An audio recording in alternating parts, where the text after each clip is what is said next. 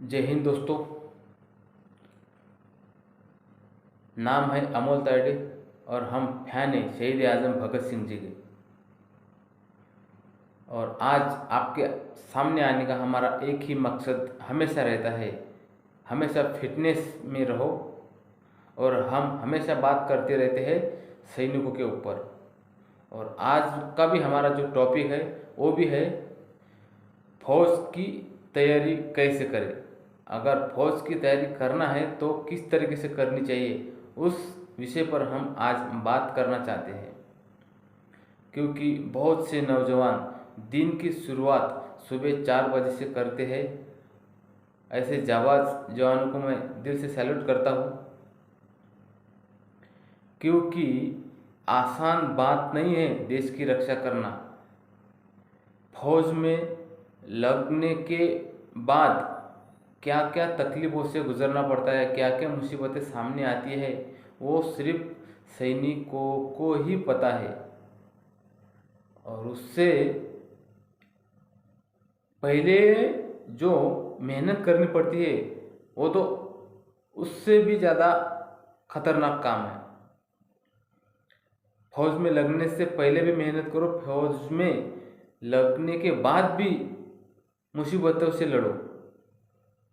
फिर भी भारत देश के नौजवान फौज में ही जाना चाहते हैं। ऐसे जाबाज जवानों को मैं दिल से सैल्यूट करता हूँ, क्योंकि क्या है उस वर्दी में वो उनको ही पता है जो वर्दी की इज्जत करते हैं। पता है बॉर्डर पर जाकर मौत मिलेगी, फिर भी कुछ लोग बॉर्डर पर जाना चाहते हैं। क्या है ऐसा उधर, क्या मिलता है? मिलता कुछ नहीं है, मिलते हैं सिर्फ मौत। लेकिन मौत को भी अपनाना चाहते हैं कुछ ऐसे लड़के फौज में जाकर। उनका कहना सिर्फ ये है कि हम फौज में जाएंगे, देश के लिए कुछ करेंगे, देश के बॉर्डर की रक्षा करेंगे। क्योंकि इस भारत देश को बचाने के लिए बहुत से क्रांतिकारियों ने, बहुत से महापुरुषों ने, बहुत से ऐसे देशभक्तों ने इस देश को बचाने के लिए अपना खून पानी के जैसे बहाया है। तो हम भी तो इस देश के नागरिक हैं, हमारा भी फर्ज बनता है इस देश की रक्षा करें। तो ऐसा जो भी लड़के सोचते हैं वो सच में किसी फरिश्तों से कम नहीं है। तो कहने का हमारा एक ही मकसद है, अगर मेहनत अगर कर रहे हो तो मेहनत तगड़ी करो। क्योंकि आसान बात नहीं है देश की रक्षा करना। किसी भी वर्दी को हासिल करना आसान बात नहीं है। पसीना पानी के जैसे बहाना पड़ता है। खुद के साथ लड़ाई करनी पड़ती है।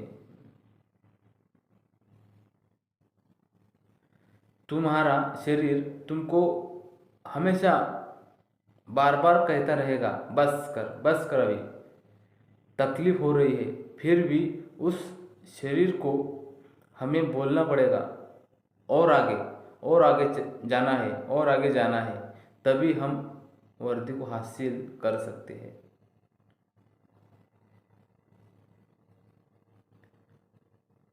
आसान बात नहीं है देश की रक्षा करना, किसी भी वर्दी को हासिल करना आसान बात नहीं है।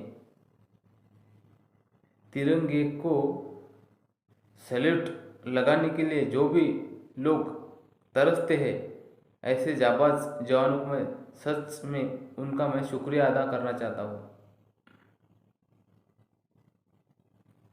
और ज़रूर उनका सपना पूरा होगा जो फौज की तैयारी कर रहे हैं। मैं उनको हार्दिक शुभकामनाएं देना चाहता हूँ, क्योंकि अभी अभी हाल ही हाल में भर्ती निकलना शुरू हो चुकी है। तो सभी लोग जितने भी नौजवान फौज की तैयारी कर रहे हैं, अपने अपने एरिया में जो भी फॉर्म निकलती है उसे फॉर्म तुरंत भरे, ऑफलाइन रहे या ऑनलाइन रहे, फॉर्म भरे और फौज में लगने की तैयारी और तगड़ी करें। अभी अभी भर्ती निकलना शुरू हो चुकी है।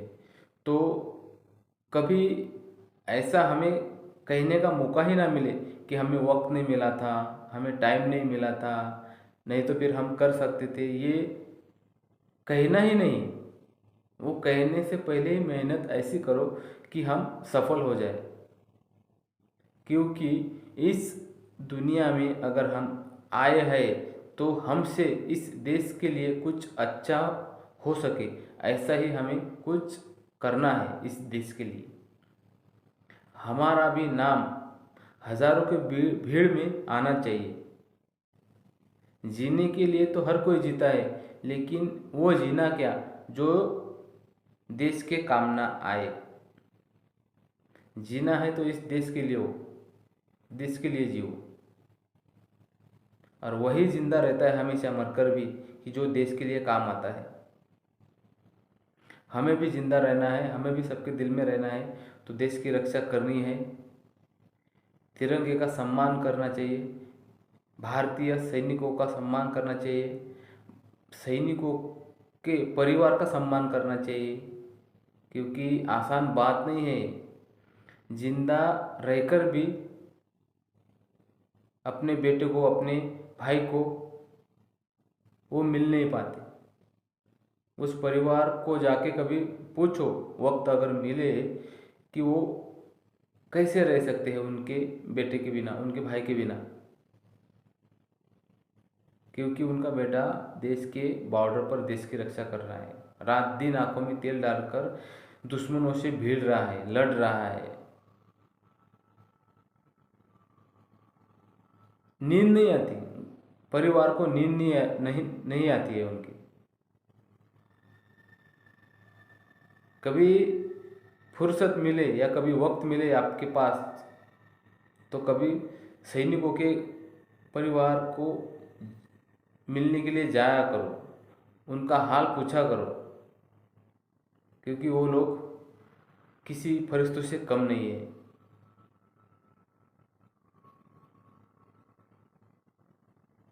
तो सभी नौजवानों को मेरा ये कहना है, सभी भारतवासियों को मेरा ये कहना है कि सैनिकों की इज्जत करना सीखो, उनका मान सम्मान करना सीखो। क्योंकि वही लोग हैं जो हमें बचाना चाहते हैं। क्योंकि देश के बॉर्डर पर क्या क्या होता है वो सिर्फ उनको ही पता है। कब जाने कहाँ से गोली आएगी पता भी नहीं चलता। और वो वहाँ पर अगर नहीं रहेंगे तो हम यहाँ पर नहीं रह सकते। हम आसान से जो जिंदगी जी रहे हैं ये जी नहीं सकते। चैन से हम सो रहे हैं, अपने परिवार के साथ हम रह रहे हैं, हम रह नहीं पाते।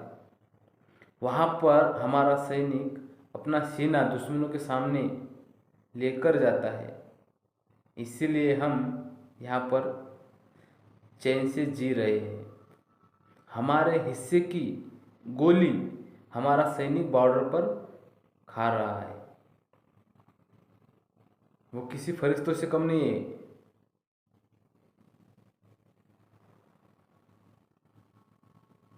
इसीलिए हमारा कहना है कि भारतीय सैनिकों की इज्जत करना सीखो, उनका मान सम्मान करना सीखो, उनके परिवार का मान सम्मान करना सीखो।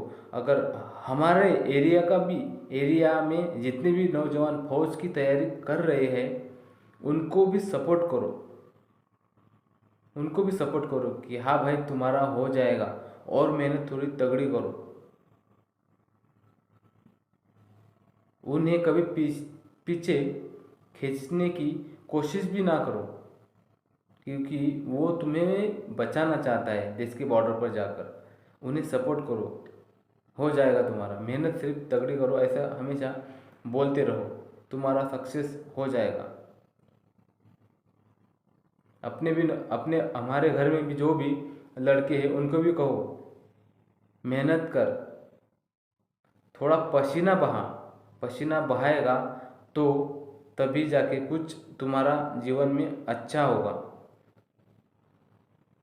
और उसी को जीवन कहते हैं जो दूसरों के काम आते हैं। ज़्यादा कुछ नहीं कहूँगा, सिर्फ इतना कहूँगा कि हम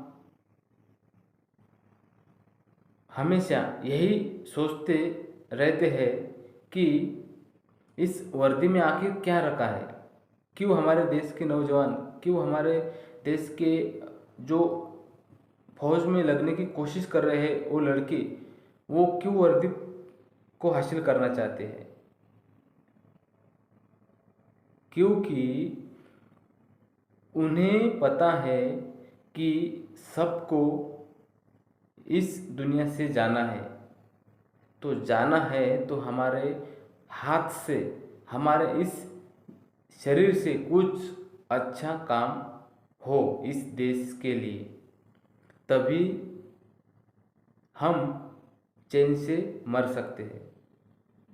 हर कोई जीता है, हर कोई मरता है, लेकिन वो जीना क्या जो देश के काम ना आए, और वो मरना क्या कि जिसने देश के लिए कुछ किया ही नहीं, सिर्फ अपना ही देखा। ऐसे जीने का कोई मतलब ही नहीं है कि वो देश का कुछ किया ही नहीं उसने। तो करना है तो देश के लिए कुछ करो, सिर्फ अपने ही बारे में सोचते रहना ये गलत बात है।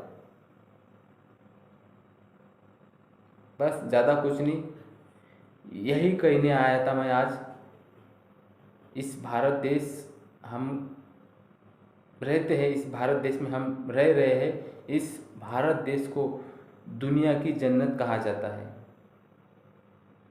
महान देश कहा जाता है इस भारत देश को। इस भारत देश में कुछ ना कुछ खासियत होगी, तभी इस भारत देश को महान कहा जाता है।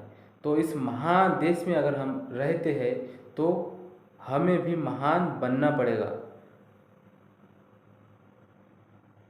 और महान तभी आप बनेंगे जो देश के लिए कुछ करेंगे। तो हम आज से, अभी से हम यही सोचेंगे, यही ठानेंगे कि हाँ, हम अब कुछ जिएंगे तो सिर्फ देश के लिए जिएंगे, सब मिलजुल कर रहेंगे, कभी किसी से झगड़ा नहीं करेंगे, आपस में कभी बैर नहीं रखेंगे, क्योंकि एकता में ताकत होती है। एकता में ताकत होती है, तो एकता के साथ रहो, मिलजुल कर रहो, और जो भी देश के खिलाफ बोलेगा, देश के विरोध में जाएगा, उसे मिटाने की कोशिश करें। जो भी दुश्मन, जो भी घुसपैठिया हमारे देश को बर्बाद करना चाहते हैं, तो ऐसे लोगों को सबक सिखाना हमारा कर्तव्य है, यही हमें सोचना है। बस इसके आगे मैं कुछ नहीं बोलूँगा, क्योंकि मुझे पता है कि आप आज से, अभी से देश के लिए कुछ करने का सोचेंगे, और हमारे आने वाले पीढ़ी को भी समझाएंगे। जय हिंद, जय भारत।